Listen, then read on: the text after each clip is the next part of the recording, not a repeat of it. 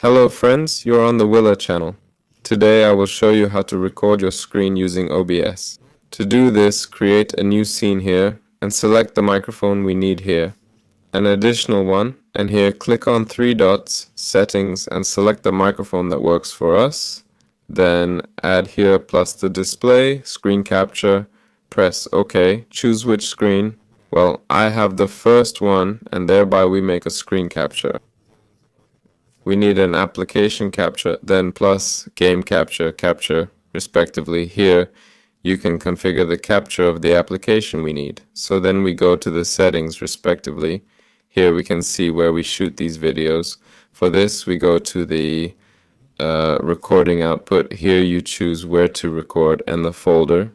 Configure your codes. Here MP4 has such settings. You can also go to the video and here choose in what format you shoot. Click OK to start recording. That's all. Thanks for watching. There was a Wyler with you. Goodbye, everyone.